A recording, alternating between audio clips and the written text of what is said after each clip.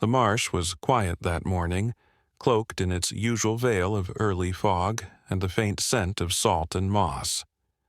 Elliot Granger's skiff glided silently across the glassy water, its small motor humming low as he guided it between the cypress knees and hanging Spanish moss.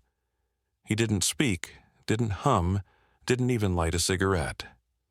This was his time before the world remembered he still existed. Since the accident, Elliot had withdrawn from almost everything. He'd sold his photography gear, left the magazine contracts behind, and moved into his late uncle's old fishing shack near the outskirts of Savannah, Georgia. What used to be a vacation cabin became his full-time home, a stilted wooden box that stood just above the shifting tide, half swallowed by reeds and ghosts. He reached for his crab traps with a practiced hand, pulling up the wire cages and checking each one with mechanical precision. Nothing out of the ordinary. Until he heard it. A cry. Not a gull, not a raccoon or a fox. This sound was raw, desperate. It carried over the flat water and through the moss like a thread pulled tight. He froze, listening. Another cry, high-pitched and broken, like something small and terrified. Elliot turned off the motor and let the boat drift. "What the hell was that?" he muttered, reaching for his paddle. He pushed the skiff into the shallows, heart pounding now, not with fear, but with an old sensation he hadn't felt in a long time. Curiosity. He followed the sound deeper into the marsh, passing cattails and floating mats of hyacinth until the cries grew louder, more frantic. Then he saw movement, something tangled in the reeds, thrashing weakly. At first, he thought it was a dog, then maybe a deer, but as he got closer, he realized it was smaller, stockier, legs kicking half-heartedly against the mud, eyes wide with terror.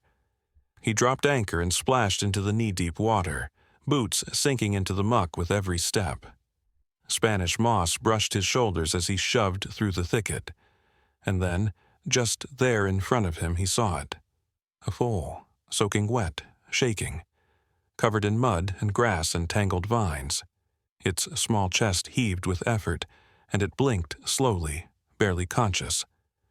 Elliot blinked twice to be sure. "No way," he breathed. "What are you doing out here?" The foal was young, maybe 3 weeks old at most. Its coat was a dull slate gray beneath the mud, with a single white stripe down the bridge of its nose, and even in its pitiful state, there was something wild about it. Its legs were long and sinewy, built for running. Its eyes were too sharp, too aware. This wasn't someone's escaped pony, this was a Mustang, and it had no business being in the swamps of coastal Georgia. Elliot dropped to one knee and began untangling the vines around the foal's legs.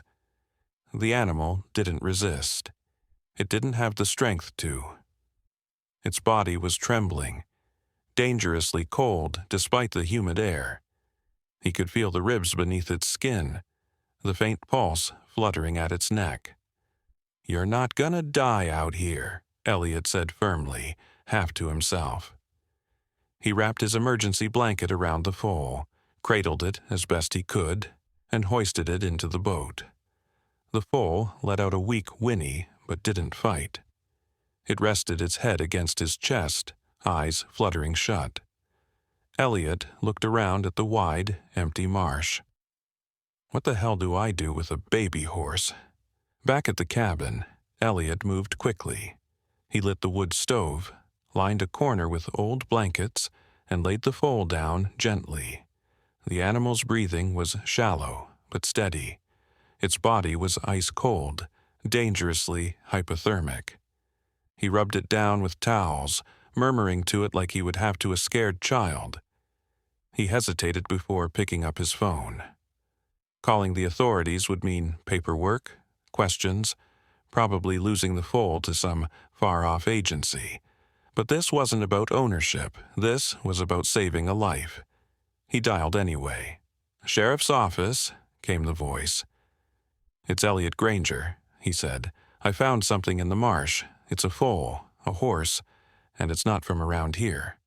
A pause. Elliot? Thought you dropped off the face of the earth. The voice softened. You said a foal in the marsh? Yeah, looks like a Mustang. It's weak, but still breathing. That's impossible. I know. I'll send Deputy Mendez. Sit tight.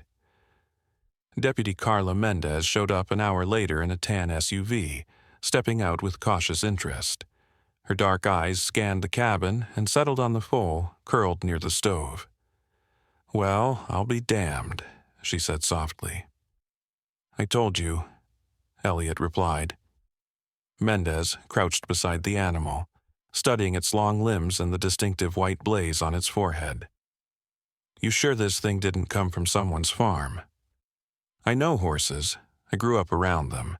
This isn't domestic. This is wild. Mendez stood and folded her arms. And you just happened to find it in the middle of nowhere? Elliot met her gaze. You think I made this up? No, she admitted. I just don't know what to do with it. Neither did Elliot. By nightfall, the foal had warmed up, taken a few cautious sips of water, and even tried to stand on shaky legs. Elliot stayed close, every movement careful and slow. He didn't touch unless necessary. Just being there seemed to be enough. He watched the foal blink up at him with those wide dark eyes, and something in his chest cracked open. He hadn't felt this connected to anything in years, not since the crash, not since the funeral, not since he stopped taking photos because beauty hurt too much to look at. This animal, this lost thing, didn't belong here. Neither did he. And yet, here they both were. Elliot leaned against the wall, arms crossed, watching the foal try again to stand. You need a name, he said quietly. The foal stumbled, caught its footing, and let out a soft snort. River, Elliot said, the word escaping like a prayer. Yeah, that fits. River turned at the sound, ears flicking forward. For the first time in years, Elliot smiled. But deep in his gut, he knew this wasn't over. This was just the start of something far bigger than he could imagine. And somewhere out there, someone, or something, was probably looking for River. Morning crept into the marshlands with a golden haze, sunlight catching on the dew-soaked reeds outside Elliot's cabin. Inside, River stirred, his skinny legs twitching as he attempted, again, to rise. Elliot sat nearby in the old rocking chair, cradling a steaming mug of coffee, sleep-deprived but alert. He hadn't left the foal's side since yesterday. River finally managed to wobble onto all fours. His legs trembled like saplings in the wind, but he stayed up. Elliot set the mug down. Well, look at you, he said softly.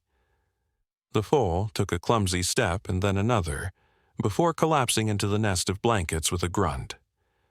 Elliot chuckled, more breath than sound, then stood and walked over.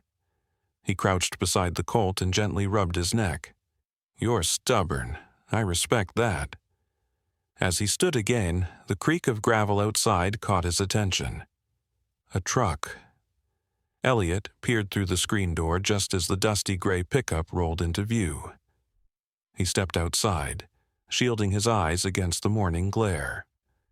A tall woman in a faded denim shirt and black ball cap stepped down from the driver's side. She had silver-streaked hair braided down her back and carried herself like someone who had spent a lifetime giving orders. Dr. Lee Harmon, she said, striding up the steps. You're the one with the foal? Elliot nodded. He's inside, weak but alive. Good, let's see what we've got. Inside, Dr. Harmon's demeanor shifted. She crouched beside River, inspecting him with hands that were firm but gentle. Her brow furrowed in concentration. He's malnourished, dehydrated. About 3 weeks old, I'd say. That's what I guessed, Elliot said. She looked up at him.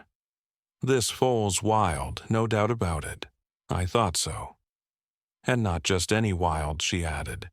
See this facial structure, the forehead, legs? He's a Mustang, all right. Probably from Western bloodlines, maybe Pryor Mountains or Wyoming stock. Elliot frowned. That's a hell of a long way from Georgia. She nodded slowly. Exactly.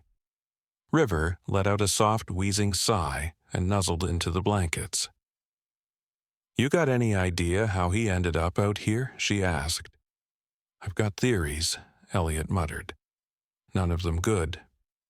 Later that day, a knock at the cabin door startled both man and Colt. Elliot opened it to find a familiar figure standing there, small, gangly, freckled, with a mop of sandy blonde hair and a backpack slung over his shoulder. Noah? Elliot blinked. What are you doing here? Noah grinned sheepishly. Heard about the horse from Deputy Mendez. Grandma said I could come by if I stayed out of the way. Elliot hesitated. You still living in town? Yeah, with her now. He looked past Elliot and saw River curled up by the fire. His eyes went wide. Whoa, he's beautiful. River lifted his head slightly, watching the boy. Elliot stepped aside. Come in then, but stay quiet. Noah knelt slowly beside River, his small hands hovering just above the foal's back. Can I touch him? Elliot shrugged. If he lets you. River blinked once, then lowered his head, accepting the boy's touch. Noah gently brushed a patch of dried mud from the foal's side, smiling the whole time. He likes me, Noah whispered. Elliot didn't answer. He just watched. There was something in the way River looked at the boy. Trusting, unafraid, like a bond forming in real time. Later, after Noah had gone home, Elliot sat outside on the porch steps. Dr. Harmon joined him, arms crossed as she stared out at the marsh. You know, she said, you've got a real situation on your hands. Don't I know it?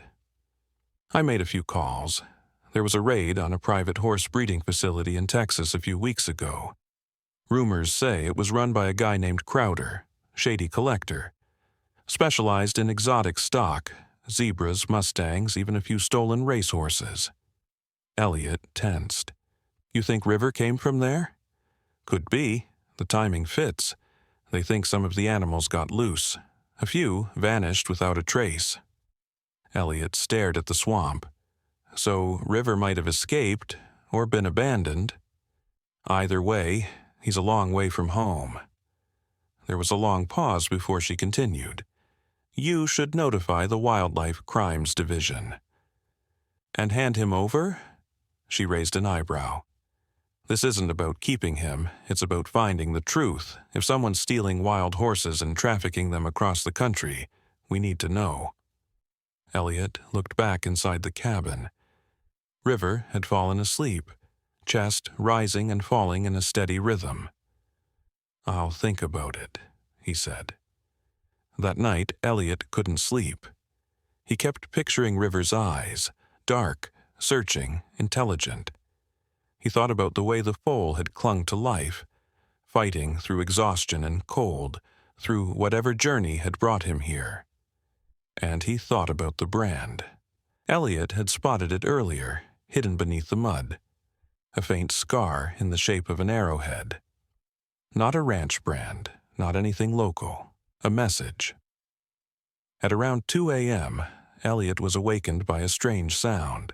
The cabin door creaked. River stirred, but didn't make a sound. Elliot grabbed the shotgun from behind the woodpile and stepped onto the porch. Someone had been there.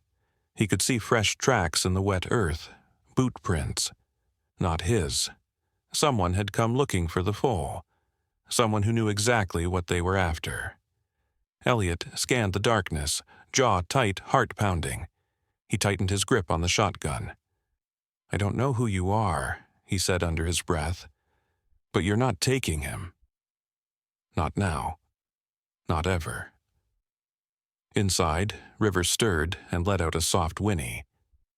Elliot stepped back into the cabin, bolted the door, and sat beside the Colt, keeping watch until the first light crept back over the swamp. He knew then, with absolute certainty, that the fight for River had just begun. Elliot stared at the boot prints long after the sun had burned the mist off the marsh. They were half sunk into the damp earth, leading away from his porch and disappearing into the tall grass.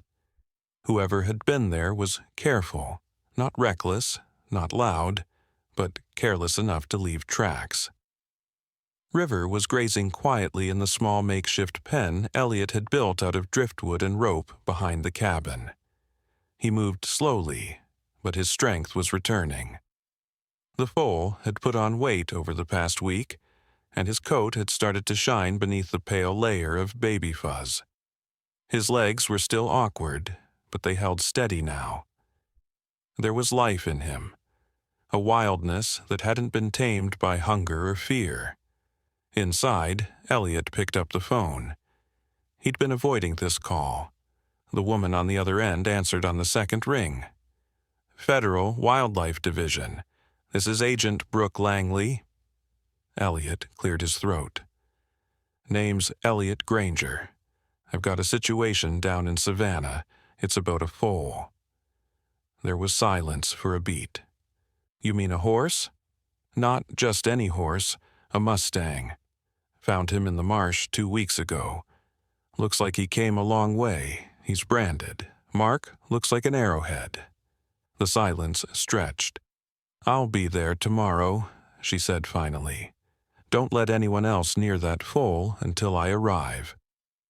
Agent Brooke Langley arrived in an unmarked government SUV, crisp slacks, brown leather boots, and a badge clipped to her belt. She was younger than Elliot expected, mid-30s maybe, with sharp green eyes and the posture of someone who didn't waste time.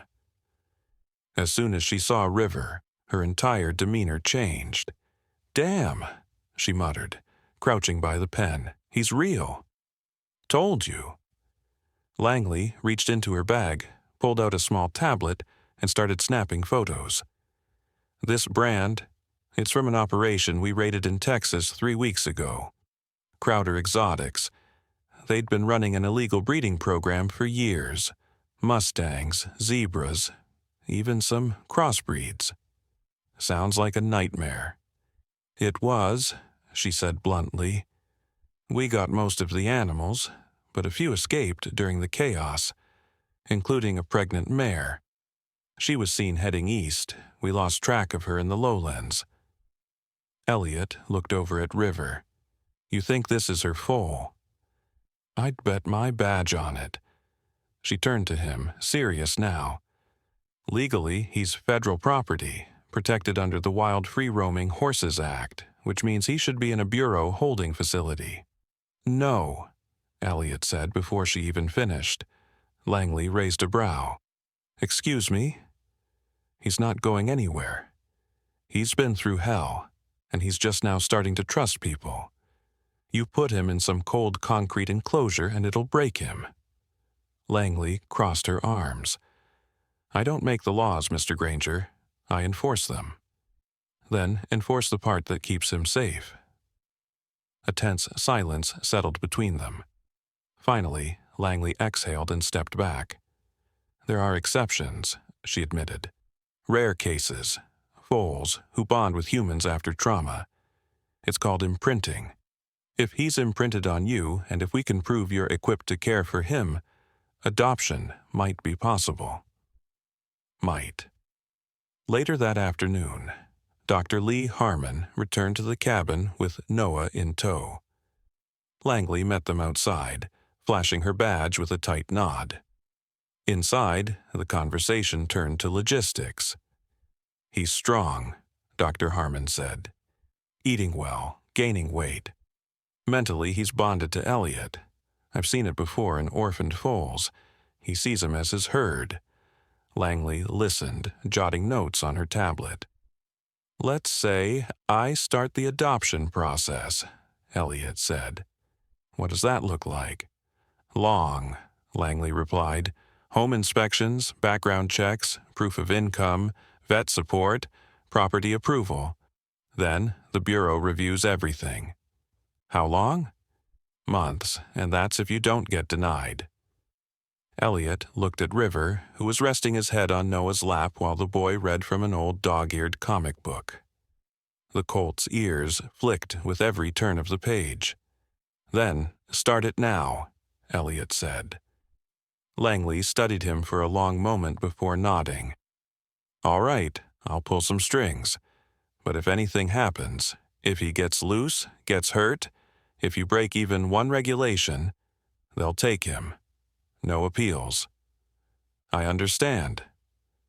2 nights later, while Elliot was stacking wood outside, headlights cut through the trees. He turned, heart already thudding. A black pickup rolled slowly down the dirt path and stopped at the edge of his clearing.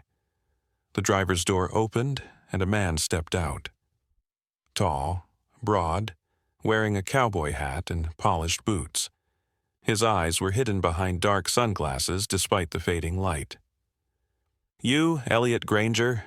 The man called. Who's asking? The man smiled, but there was no warmth in it. Name's Nathaniel Crowder. I believe you have something that belongs to me. Elliot's hands curled into fists. I don't think so. Crowder took a few slow steps forward. A gray foal, about 3 weeks old when he vanished, branded with an arrowhead, belonged to my breeding program. Your illegal breeding program, Elliot snapped. That foal was found half dead in a swamp. Crowder shrugged. Things happen, animals wander off. I'm here to collect what's mine. Elliot stepped closer. He's not yours anymore. Crowder tilted his head. You really want to make this personal, friend? Elliot didn't answer. Behind them, a second vehicle appeared, Langley's SUV. The doors opened fast.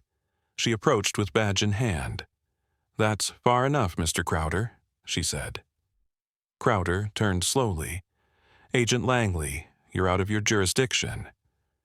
Actually, she said, stepping between them, you're trespassing on federal investigation property.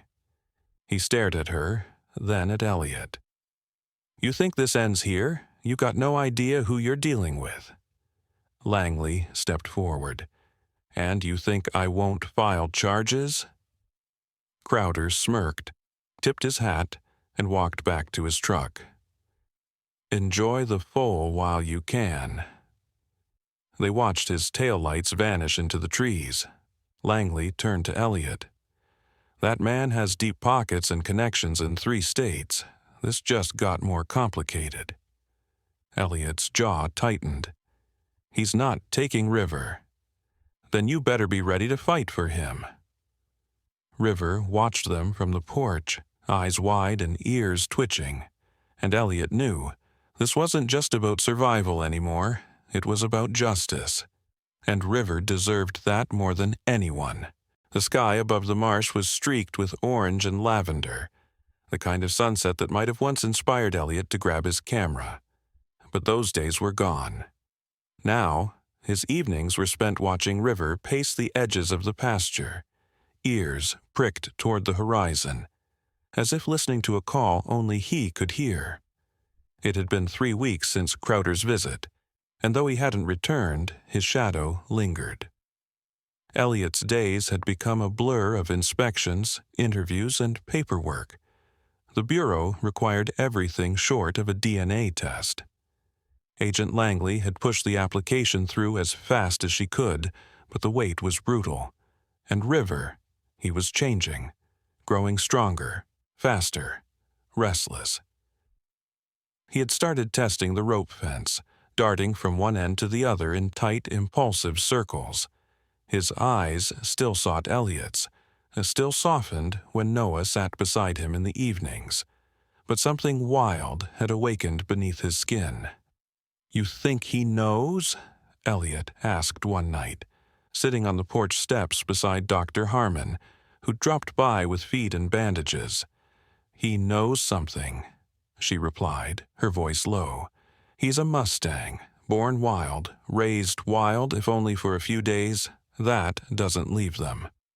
They both watched River lift his head and snort at the wind. His legs stomped at the earth, and his tail flicked like a banner behind him. "I'm losing him," Elliot murmured. "No," she said. "You've given him back to himself." The next morning, Agent Langley returned, her face unreadable. She handed Elliot a thick folder. "Your adoption application's been approved." Elliot exhaled, shoulders finally dropping. "You're serious?" "Every hoop. Cleared. He's yours, legally." He looked toward the pasture, where River stood under the shade of a sycamore, dozing lightly. But Langley wasn't done. "There's something else." Elliot turned slowly. "We found her," she said. "River's mother." The words hit harder than he expected. Langley continued, "She's alive. A wildlife rehab center in East Texas took her in. She survived the escape, barely. Took months to recover, but she's healthy now." Elliot nodded slowly. "So, she's free?" "She will be. The center's preparing to release her back into the wild, and that's not all." Langley pulled out a second photo, grainy but clear. A herd of Mustangs moving across a ridge, wind-blown and regal. "We've located her original band in the Pryor Mountains. Her mother's still leading the herd. That makes her River's grandmother." Elliot blinked. "You're telling me River's family is out there, alive?" Langley nodded. "We're offering you a choice. Keep River, or reunite him with his wild herd." Elliot said nothing for a long moment. "What if I keep him?" he finally asked. Langley looked at him gently. "Then he stays here, safe, loved, but forever cut off from his kind. And if I let him go, he'll be free, but you may never see him again." That night, Elliot sat on the porch, River's head resting against his knee. The foal had grown tall, nearly chest-high now. His mane had filled out, his muscles defined. He wasn't a helpless creature anymore. He was a horse on the edge of becoming what he was meant to be. "I don't know what to do, buddy," Elliot whispered. "I fought like hell to keep you, and now they're asking me to give you up." River lifted his head and looked toward the woods, eyes sharp. There was a stillness in him, as if he were listening again. "What do you hear out there?" Elliot asked. "Something I can't?" Dr. Harmon came by with a trailer catalog and some paperwork. She'd heard the news. "You really thinking of letting him go?" she asked. "I don't know." "You don't owe anyone an answer, not even him." "I owe him everything," Elliot said. "He made me feel alive again." She placed a hand on his shoulder. "Sometimes love isn't about holding on, it's about letting go at the right time." 2 days later, Elliot made the call. River stood in the pasture, mane tousled by the breeze, eyes fixed on the sky. When Elliot opened the gate, the colt didn't run. He walked over, head lowered, pressing his forehead into Elliot's chest. The truck arrived at dawn. Langley climbed out first, then a second vehicle, a horse trailer with the seal of the Wildlife Transport Unit. "We'll drive straight through to Montana," she said. 30 hours, with stops every 4. Elliot ran a hand down River's neck. "You think he'll make the transition?" Langley nodded. "We've seen it before, they remember. They adapt." Elliot kissed the colt between the eyes. "Just don't forget me." River stepped into the trailer without hesitation. Noah cried. Elliot stood beside the boy, one hand on his shoulder, both watching the truck disappear down the marsh road. "Will he come back?" Noah asked. Elliot didn't answer, because he didn't know. But deep down, he hoped River would never need to. By evening, the pasture felt emptier than it ever had. Elliot sat alone on the porch, staring at the gate. He didn't cry. He just waited, listening to the night sounds, hoping to hear a whinny that wouldn't come. Dr. Harmon arrived an hour later with a folded piece of paper in hand. It was a photo. River, standing among a herd in the Montana plains, his white blaze unmistakable, head lifted proudly. She said, "They already released him." The herd accepted him right away. Elliot stared at the image until his eyes blurred, and then he smiled. The snow in the Pryor Mountains had melted early that spring, blanketing the meadows with wildflowers and fresh grass. Herds of mustangs roamed across the open plains, their manes catching the breeze like banners of freedom. Among them ran River, no longer a foal but a young stallion, sleek and strong, with a streak of white down his face and fire in his stride. He had adapted quickly to life in the wild. Within days of his release, he had been accepted by his grandmother's band, nuzzled by siblings he had never known. He learned fast how to move with the herd, how to navigate the rocky terrain, how to read the wind. But he still bore something the others didn't. A memory of firelight, of soft hands, of a human voice saying his name. Far away, in the marshes of Georgia, Elliot Granger kept living, though nothing felt quite the same. River's pasture remained untouched. The blanket he'd once wrapped the foal in was still folded on the porch bench. Every morning, Elliot found himself glancing at the gate, half expecting to see a gray head peeking over the fence. He had never loved anything the way he loved that colt. Still, life moved on. Dr. Harmon convinced Elliot to speak at a local wildlife education event in Savannah. The topic? The ethics of human-animal bonding. He almost laughed when she asked. Elliot had never considered himself a public speaker, let alone an expert. But she reminded him, "You didn't just rescue a horse, Elliot, you raised a miracle." So he spoke.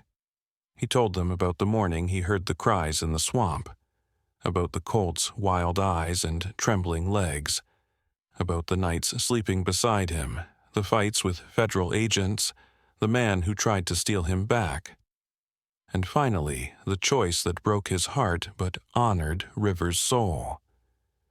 After the event, people lingered. A teenage girl with autism asked if horses could really remember people. A rancher offered to donate supplies if Elliot ever wanted to take in another rescue. Even Noah, sitting in the front row with a wide grin, asked, "Can I help if one ever shows up again?" Elliot smiled. "You'd be the first I call." 2 months passed. Then came the letter. A plain envelope stamped with the Bureau of Land Management seal. Inside was a note from Agent Langley and a photograph.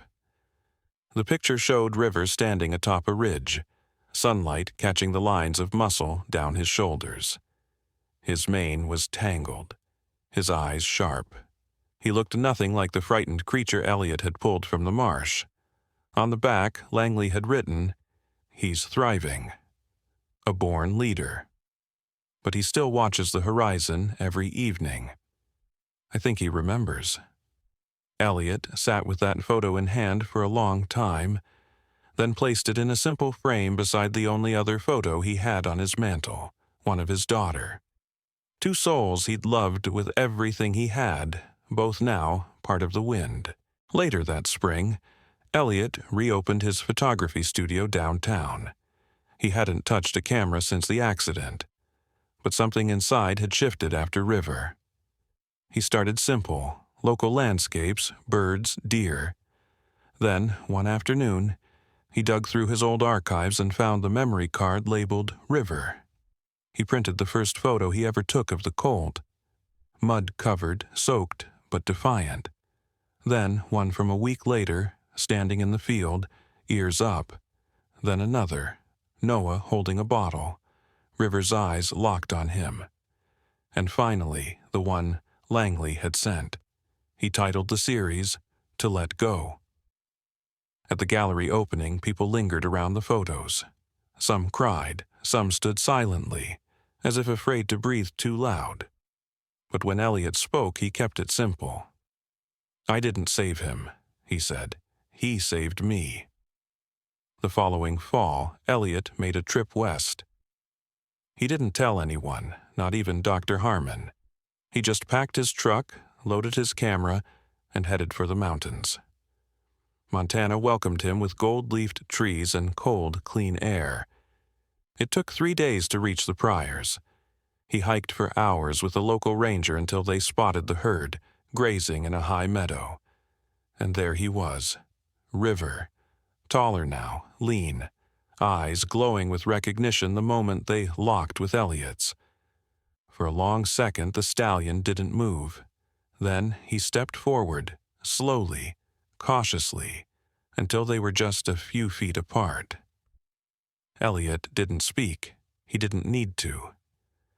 River leaned in and nuzzled his hand, just once, before turning back to the herd and galloping off across the ridge, his mane flying like a storm behind him.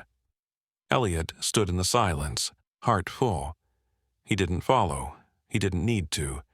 He just raised the camera and snapped a photo. Click. Back home, that image went on the wall, centered beneath a quote. "True love isn't keeping someone close. It's wanting what's best for them, even if it means letting go." People still came to the gallery. They asked about the Mustang, the swamp, the fight. Elliot would just smile. "He's where he belongs," he'd say. But every now and then, on a foggy morning or a still evening, he'd step outside and look out toward the horizon. And somewhere, out in the wide open plains, a wild horse would pause and remember the man who once called him River.